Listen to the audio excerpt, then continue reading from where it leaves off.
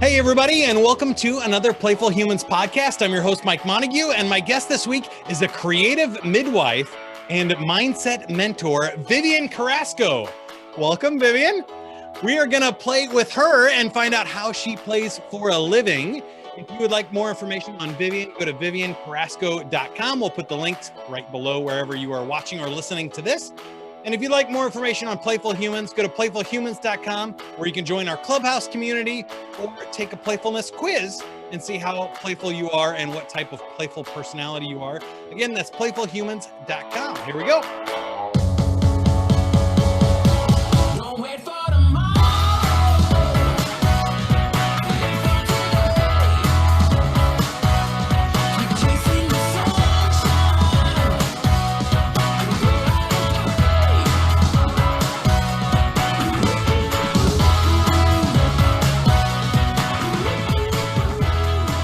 All right, Vivian, we like to start with the joke of the week. The joke of the week is brought to you by money. It can be traded for almost everything except for happiness, but it's very useful. Try getting some money today. All right, my joke of the week is, how do you cross a desert without being seen? How do you cross a desert without being seen? I don't know. Camouflage. Here we go. All right. Do you have a favorite joke? I'm still processing this one. Good. That makes me happy. I like an easy laugh for sure. I'm such an easy laugh. No, I don't have I don't have a favorite joke right now. But I heard one recently. What happens when you cross a porcupine and a snail? What do you get? You get a slow poke. Nice. There you go. A couple of jokes for the kids or the dads, depending on how you look at it. I appreciate that. Welcome to the podcast, Vivian. Tell everybody a little bit about what you do. You're kind of designing your own career. You play for a living. We've already demonstrated you're a really fun, playful person in general with your personality. But what have you been up to these days? How do you make a living? And we'll just start there. We'll start there. That's a really great intro. Thank you. The way that I want to start this is I went through an NDE, a near-death experience in 2013. And over a period of a few years had already been transitioning out of my previous roles, which was like type A. I was a consultant, had finished my doctorate. I was just I had achieved a lot. And then I got there and I was like, this isn't what I was promised. I don't have that feeling that's supposed to go with all this. So I started just like reflecting, and kids grew up, husband retired from the military, and I had a chance to sort of evolve and had that sort of dark night of the soul. What the hell am I going to do with my life? Is that PG, by the way? HE double yeah, hockey we're sticks? okay. We'll figure it out later. So, it was hit by a car physically as I was crossing the street. And then my life totally changed. I mean, I won't go into the story of what happened when I got hit by a car, because it's a lot like the movies. I don't recommend it, but if you want to have a change of life, like snap you right into place.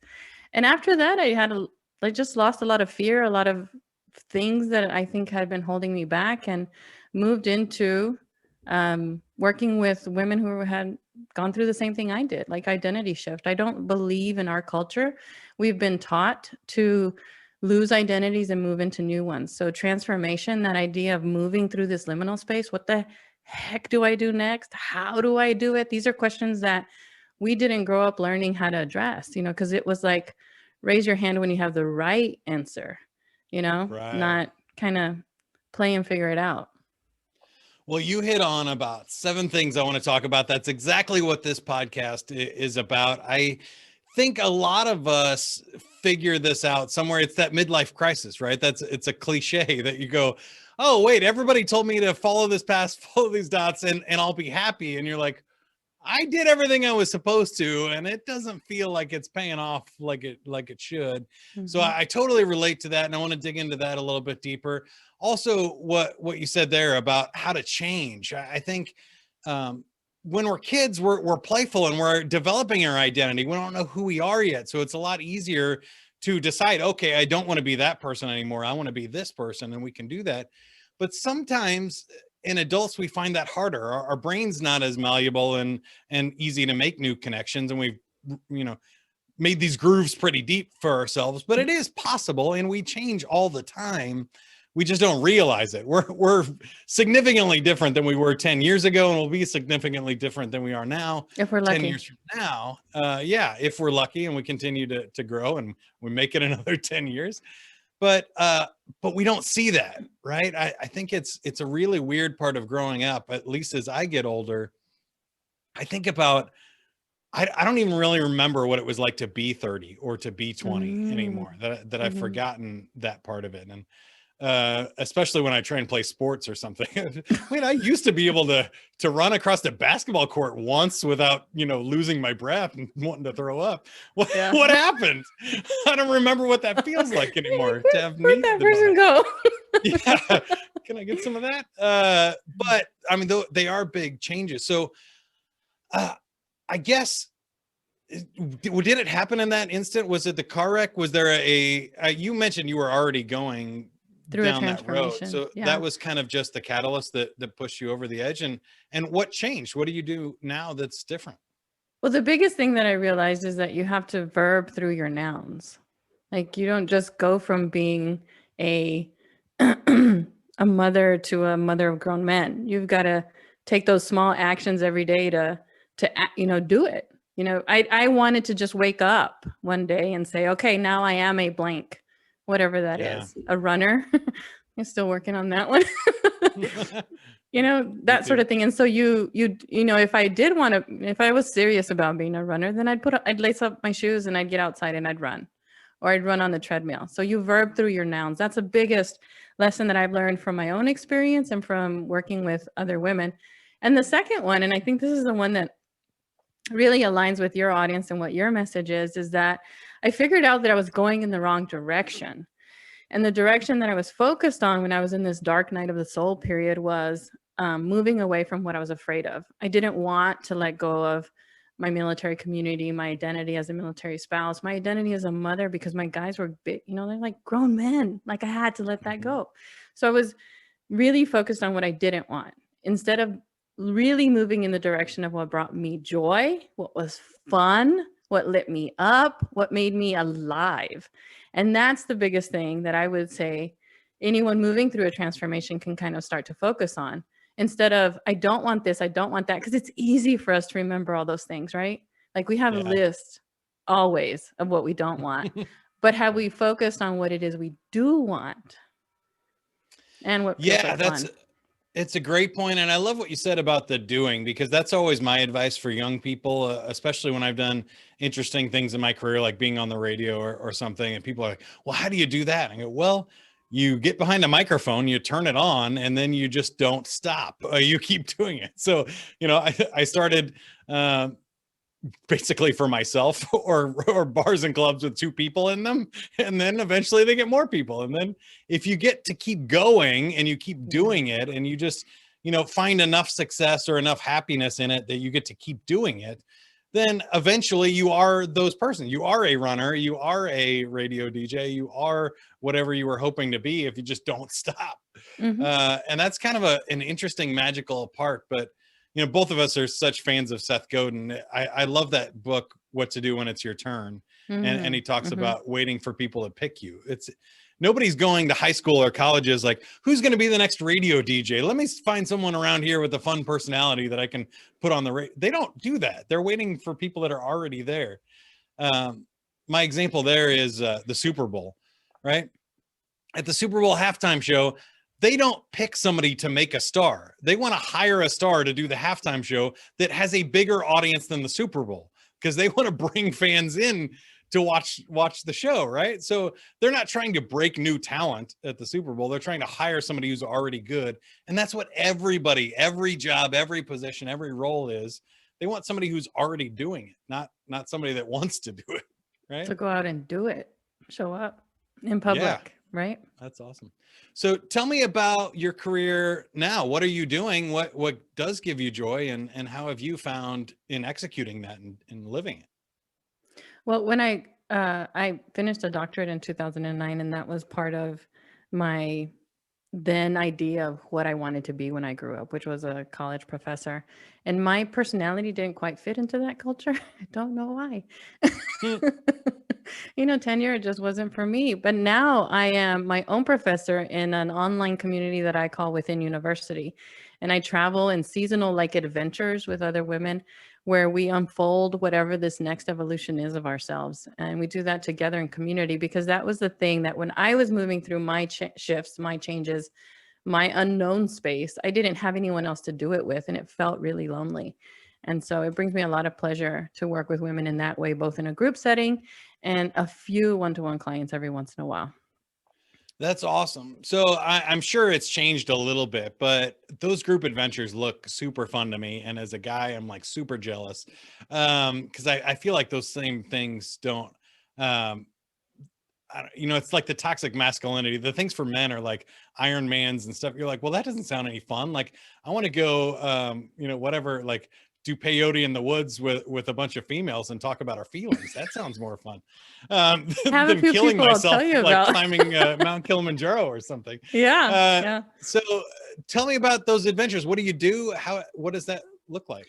Well, the common denominator in all of them is, one, we move through seasons, because one of the things that I believe we need to figure out about ourselves in this new culture moving forward, past that type A, is that what is your flow? Like, when are you in your when are you at your best, and kind of move with that wave that's taking you out into the ocean, instead of like letting it splash up against you and like eating sand and having salt water and just like powering through stuff.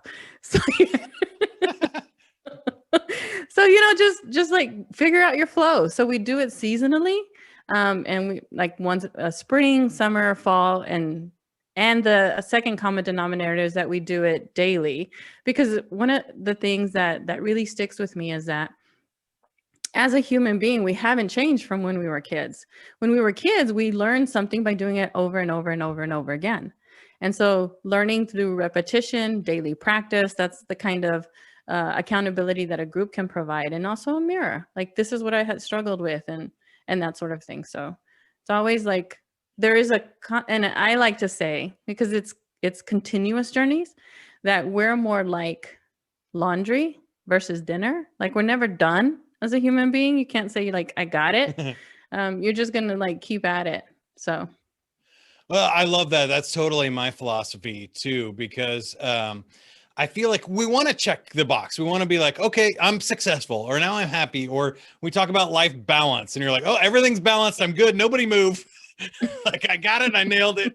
I'm done, and I can put that down. But that's not the way it works. We are always works in progress, and we're not done.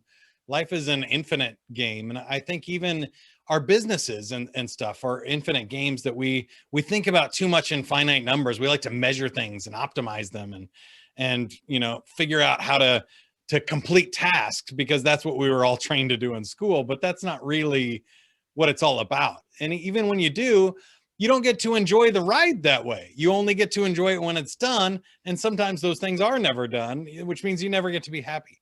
So I think all of that is awesome. And I love what you said about the cycles and the seasons. That I've been finding that a lot more. I think we push ourselves into being productive for 8 hours. And it's like, well, who made up 8 hours? That doesn't have to be a thing. What if you can be twice as productive for 4 hours, and then you can take 4 hours to go play and relax and stuff? That would seem to be a smarter move for me, if you're looking at how to go with it. So how have you applied that part in your life? What are your flow and rhythms? That is a really good question. And when you were talking just now, what I thought of is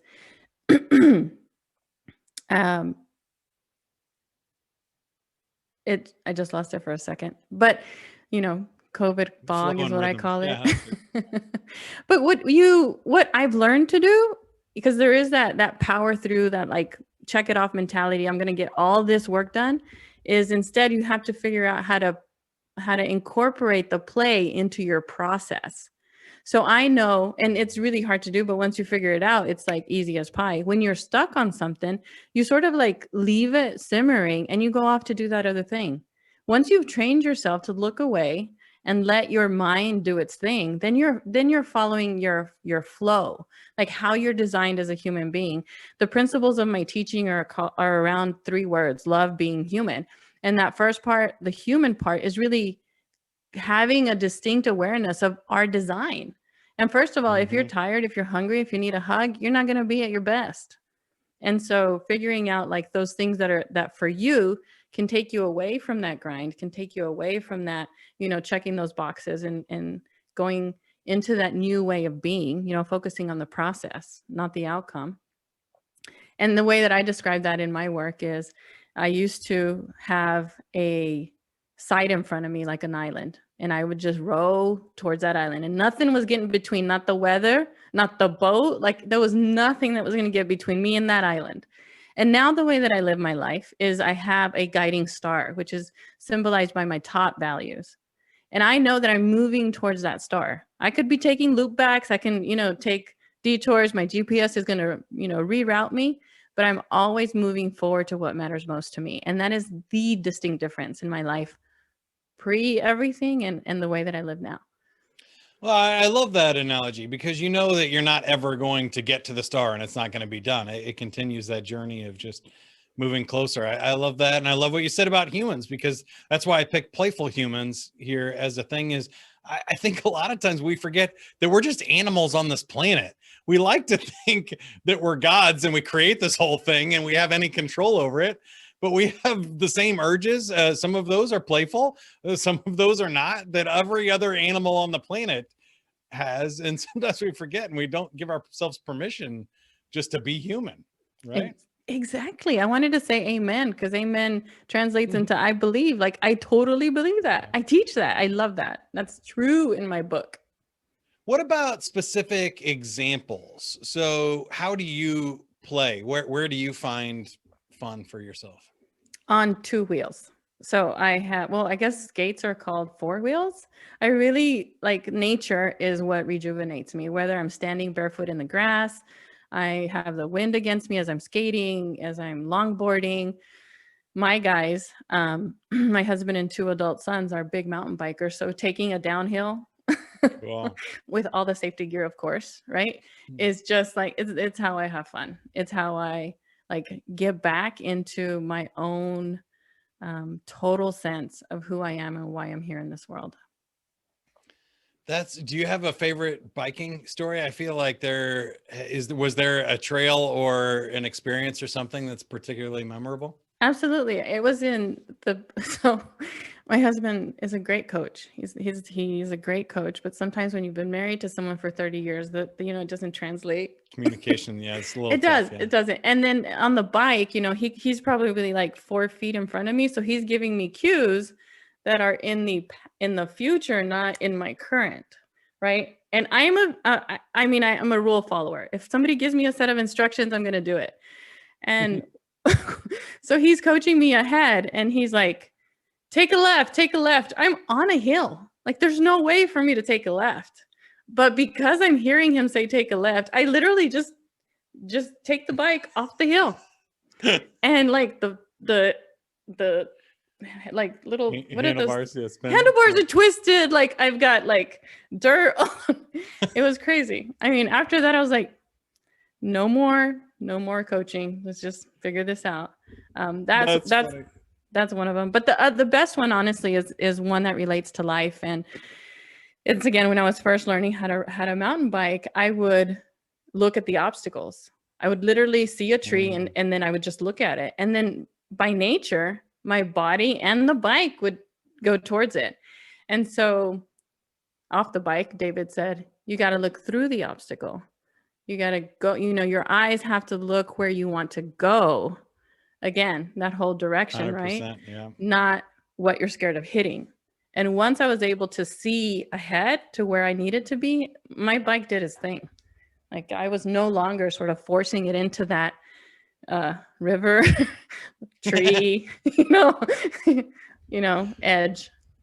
Yeah, I mean, those are all great lessons. You kind of remind me of like Michael Scott following the MapQuest directions or whatever into the lake. But I had a friend too that did. That's one of my favorite memories. We used to ride bikes all the time as kids. I really want to buy one again because mine got stolen in college, so it's been like 20 years since I really rode a bike consistently at all. But we used to just go out and play all day long. But my bike had handlebar brakes and his had pedal brakes when we were really little. And so he borrowed my bike one time. I forget what was wrong with his, but he came flying down this hill, pedaling backwards, like, how do I stop? And went straight into the neighbor's fence and like shot over the fence into the lawn. And Oh my gosh. I'll never forget for the rest of my life the sight of him just pedaling backwards, not slowing down at all. It's like, oh, that's a question you need to ask before you get on the bike, probably. Exactly. Yeah, How to or head stop. into hell. That's Yeah. great. What about the transition for you? So I always like to ask people that play for a living that you've pulled it off now. I'm sure you feel like you're in some sort of sustainable place, but was that always true? Were you lucky enough that you and your husband had a setup that you could transition to that when you moved out of your, quote, real job? Or was there something that happened or lessons learned as a process of moving from one to the other? So, that's a super, thank you for framing the question exactly like that. Because one of the things that I'd like to point out to people is, especially those that are in sort of career transitions, like I want to, follow my passion. I want to know that I'm doing something meaningful, something that's going to contribute to the world. And the biggest thing that I want to say, and sort of on my, in my obituary or on my headstone, like you don't have to pick between this or that. You can do both. You can do all three. Just let them live in some form or fashion. It could be a hobby, it can be a job, it can be a career, or it can be your vocation. And if you're lucky enough for it to be your vocation like mine, there are skills, and it's obvious that you're in your best life, right? Mm-hmm. Those skills that you've used in everything you do, whether you're volunteering or paid or just practicing, kind of follow through. So we're both probably like teachers, right? In every life that we have, Mm-hmm. in every role that is important to us, we're teaching in some capacity. So I would say I transitioned by keeping both and not feeling like I had to let go of one, and then allowing that balance to sort of balance itself out, so that I wasn't up against this idea of time in the way that our culture sees it. Because what I've recognized in both my own transition and the transition of the women that I work with is that it's going to take as much time as it wants to. It can be a year, or it could be 7 years for you just to look back and go, hey, that thing, I'm doing it. Like it's my life now. Like, so that, like, don't pick between this or that. Like, let it live, like give birth to it in some way, and then just nurture it. I love that. And I found that too. I think I don't have any tattoos. I've never felt that permanent about anything, but for some reason I've been thinking about it lately, just around life philosophies. And I think like an ampersand would be cool of doing like, Ooh, and, instead of that is like yes, awesome. anding life, right? Yes. Or just the word play, because obviously I've found that in the last year or so too, but which I don't think would ever go away, but it would be a great thing to remind myself of I got every something single. for you. If you're not Yeah. ready for a tattoo, like this is an eagle feather. Yeah. And it's about a week old, but it's from a place called Tatley. Because I wanted to try on a tattoo. Yeah. You could try on a little tattoo. You could even like put it like, There you go. here or here. I don't know about face tattoos Maybe or the here. head, but I'm thinking the guns. Oh, there you go. There you Guns go. might need an Tatley. Yeah, ampersand. I'm sure you'll find an ampersand. I am positive about it. That would be awesome. All right. So I guess one last question for you. Is there anything on your fun bucket list? Anything that you're still moving towards, or you've always wanted to do but haven't gotten started on yet? My fun bucket list never ends. Like I always have something on the horizon for it. What is the funnest thing that I'm looking forward to in the future? This is going to sound kind of cheesy, but it's true. I've been to Disney World 5 times now. And the older I get and the less kids I have with me, the better the experience becomes. So I just want to go to Disney World again. Like David and I were there in 2019. Yeah, in 2019. And I wouldn't mind going back because it's just a fun place to experience life and to feel like a kid again and when you've raised your children and you've been in a career 20 or 30 years, you can also have so much fun, like eating at great restaurants and doing all the cool adult things that I didn't get to do when the kids were younger because, It's definitely way less stressful when you're not lugging kids around there, for sure. Once again, we're talking with Vivian Carrasco. You can find her at viviancarrasco.com. A link is below. So you are a creative midwife and mindset mentor. You want to just tell everybody what that is one more time? Well, I would call myself a guide. Like the word midwife is important to me because as a midwife, you help somebody give birth to something, and it's usually a new identity, a new career, or a new way of being in their life. But you've also been there before. You know how to do it, and that's why I think my experience adds so much value to being in that role. Is because I have experienced it before. So that's why midwifing is important, and obviously creativity is the crown jewel of everything. You begin by being curious. And that's how everyone starts anything new, in my opinion. Pum, pum, pum. So, yeah. Well, I love that. I definitely agree. You have to have that creative thought, and even just thinking or coming up with something to do is a creative endeavor. So I totally agree with that. Now, we like to end with a game here, but I can't force you to play. So would you like to play or walk away, Vivian? Of course I'm going to play. All right, I'm spinning our wheel of games to find out which one we are going to play this afternoon, and it landed on You Choose. That means you get to make up the game. So do you have a favorite game that you like to play? That was my excited look. Was I looking really excited, Mike? You looked rather nervous. I'm excited. So a game that I actually play with my clients as we're sort of learning about directing our attention and kind of seeing how our brain kind of works in real life is, I don't even have a name for the game. We'll just call it Name It. Oh, Feel it. Yeah. Something like that. So you're going to play with me, right? So I get to walk you through the game? I'm in. Yeah. All right. So close your eyes. All right. Everyone watching, listening, playing, close your eyes. Now think of a color. Any color. Could be your favorite color. Could be your most unfavorite color. Could be the color of, your leftover dinner 3 days ago. Whatever you choose. Think of the color. Focus your attention on that color. And now open your eyes and scan the room, scan your environment, kind of check things out. And tell me if you noticed a difference between that color in your environment before you close your eyes and after. Yeah, I mean, I'm seeing it a lot more for sure. So mine was sort of a bright green, Kelly green. Green used to be my favorite color. I transitioned to blue at some point, but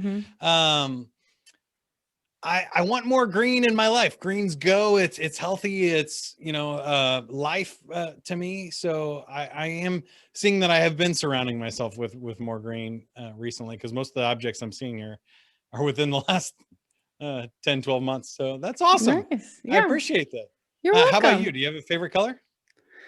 My favorite color is black. Like I have like 98% of my wardrobe is black because I am lazy about decisions. And so black is.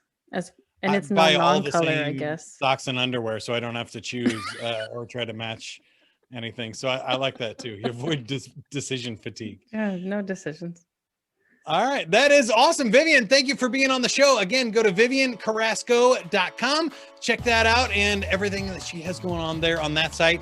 If you are looking to be more playful, go to playfulhumans.com. We have a playful personality quiz. We have a community where you can join playful people like Vivian and myself. So sign up in there, see what we got going on in the clubhouse.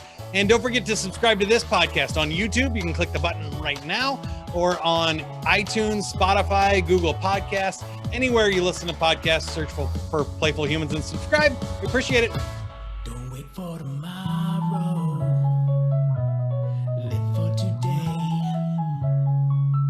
Keep on chasing the sunshine and go out and play. Go play, everybody.